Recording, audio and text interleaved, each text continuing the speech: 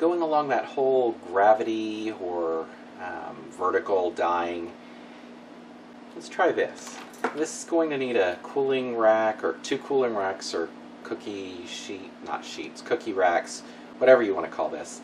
I've added a zip tie to make it to where it hinges so that I can have like that. You'll need to do that or something similar for this. Let's go ahead and do the shirt itself. It is a 100% cotton t-shirt that's been soaked in soda ash for at least 20 minutes and then spun out until it's just damp. It has been turned inside out since it is being ice-dyed. So I'm going to do this as a sash. I'm going to do the opposite direction than I normally do though. So I'm going to go ahead and just grab like this. Give it a few shakes. Run your hand across it to make sure there's no wrinkles.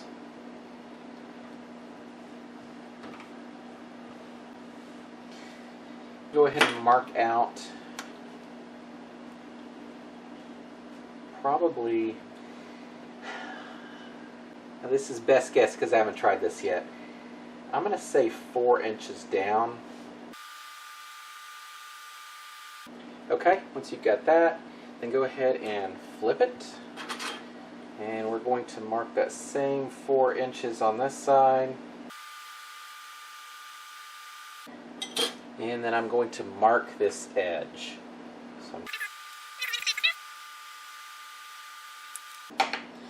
And then we can unfold it.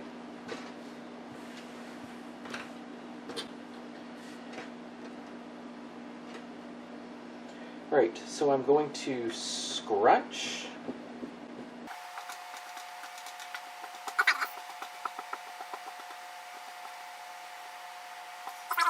I'm going to take rubber band,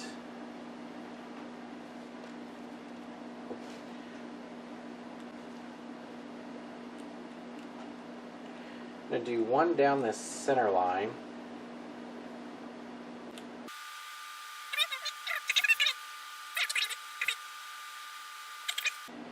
Then I'm going to do 2 others just beyond that.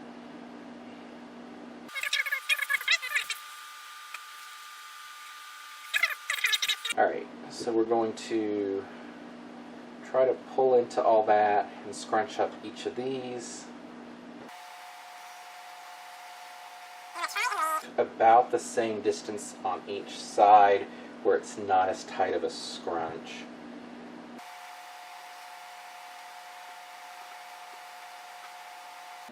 Alright, I'm going to pull this in, pull that in, just so that I can, well, there goes a rubber band, just so that I can get the bands around it. So we're going to do this outside edge.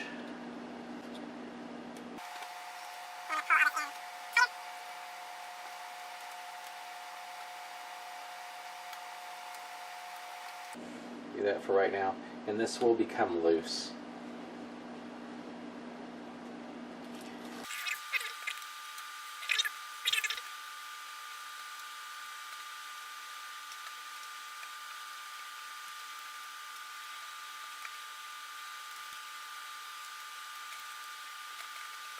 I'll let that go. Make sure these are roughly the same distance. 9 inches. 9 inches. Hey. Alright, I'm going to tighten these up a little bit more.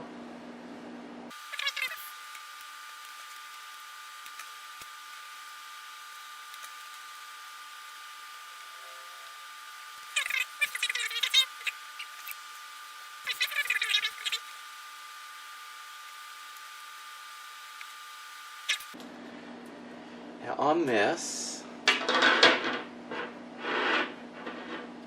it's going to be in the center. We have that on each side, and it'll fold like that. Now I just need to build a cardboard box, and for the box I'm going to go only about like that or so. Not all the way to the end, maybe a half to 3/4 of the distance in here. and I'll use a zip tie across these areas and probably one on the box just to hold that in place. So let me do that real quick and then we'll come back and see how it's going. Here's what we have. So this like this.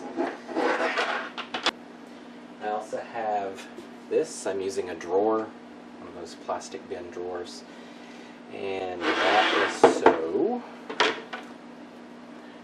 I do this, it sits in there. It's not going to be knocked down, not going to have any issues like that. It should just work. Let's get to the colors I'm using and we'll go ahead and start dyeing. This is normally a completely off limits place for dye, but I don't have another place I can do this, so I'm just going to have to accept it and move on and clean this really well. Colors I'm using: turquoise, robin's egg blue, and cerulean blue for one side. On the other side, fire red, deep orange, and lemon yellow. So I've got one primary of the turquoise and the lemon yellow, and then the other two are combination colors. Again, not much area to work with. I'm going to keep the lighter colors on the bottom and the darker colors near the top. I think this might actually work.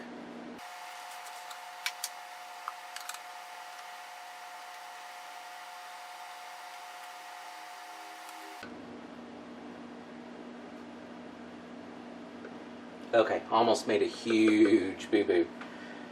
Huge. Like, have to start over from scratch boo-boo.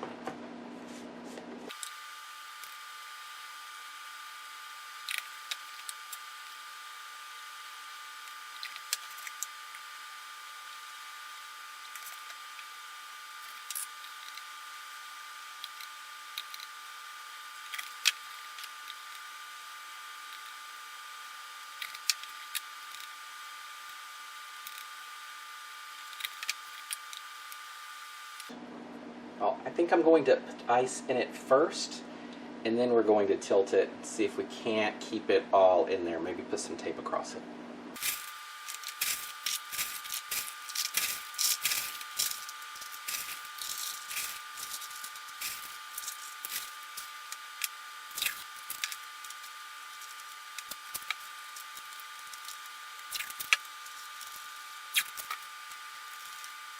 Let's do this.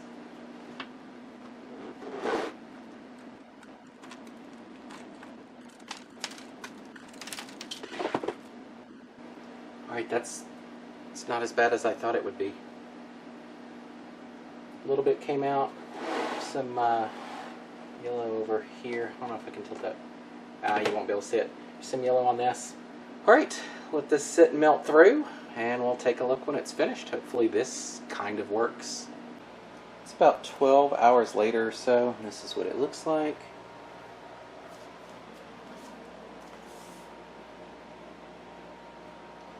So the center part hasn't melted through. You can see, you may not be able to see in there, the reds and the oranges and everything are still under that area. So what I'm going to do is go ahead and build up a cardboard section here, and we're going to dye just that center part.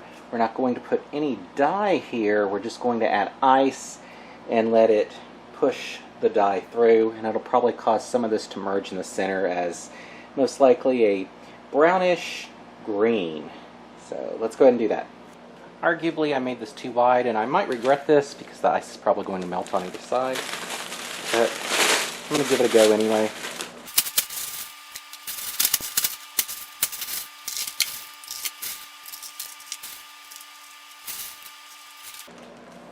Let that melt through, and then we'll take a look after that, see if we need to do anything else. So I've pulled off all the cardboard. I want to get some more of this to flow down on both sides. And that's leftover soda ash there. I made a new little cardboard box that fits over the top.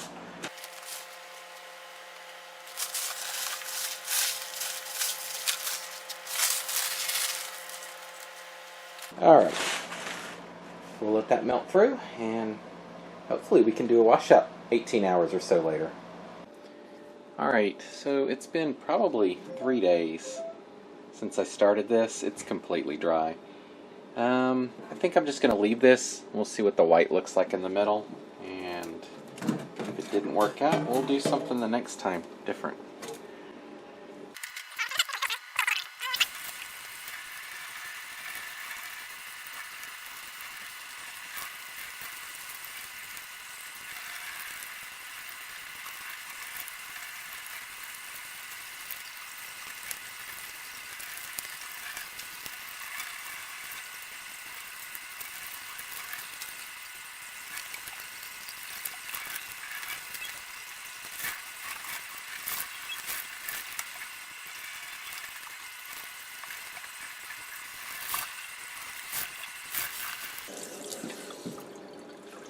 Alright, let's take a quick look. The colors are going to be wrong because there shouldn't be brown and greens in the final.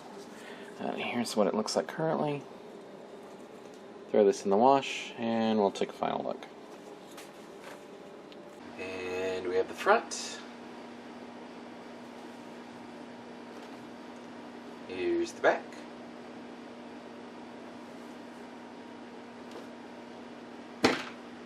What are my thoughts? Well, I probably should have pulled it closer to the center first of all, so I had less of the white coming through. But I'm kind of okay with it. I wish the red and orange would have gone deeper, and I tried multiple times, and it just wasn't doing it. It did turn like this pinkish almost, instead of just being the fire colors. The water or ice side, it's not bad. It's got that smeary look to it like I wanted. Same here with the fire. It's got the smeary look. I don't know. What do you think? You have suggestions on this? I can't put it too close together or you get brown in the center because of the orange and the blue. So, I mean, the purple would be okay, green would be okay, but brown I don't think would look good here in the center. So what do you think? Should I try this again? If so, what are your suggestions for what to do about the center? Maybe, I even thought maybe, okay, we'll come back and just put something in the center, and then I'm like, no, nothing's really going to work unless I went with a darker, like a timber wolf or even a black. But then that's going to go into the rest of the colors, so that probably wouldn't work well. The black might have, because that would give more of the fire look to it, coming down. Maybe I should have gone with black. But black wouldn't split into black, it would split into like 15 different colors. So I'll say it again. What do you think I should do? Should I do another one of these? If so, suggestions on what to change on this? Let me know down below. And until next time, thanks for watching. This is why I never, ever, ever touch this room with dye. Never. I don't know why I did this. This was a bad idea. I'm never going to have the dye out of this room. Now my table's going to be different colors. I don't think the bleach wipes are going to get this off. Oh, this is making it worse. This is just smearing. Oh, look, my pretty white table is now basically yellow. Why is it the yellow is staying more than any other color? Bad choices, bad choices. Table has been pristine for like 5 years. I put a garbage bag down. That would have been enough. Is it on my feet? It's not on my feet. I'm surprised it's not on my feet.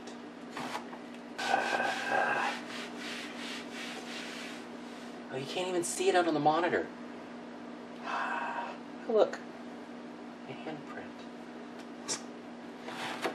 It's really all I can do is laugh at this point. This is where I go, out, damned spot, out, right? before YouTube decides to censor me over that. It's Shakespeare, guys. It's Shakespeare.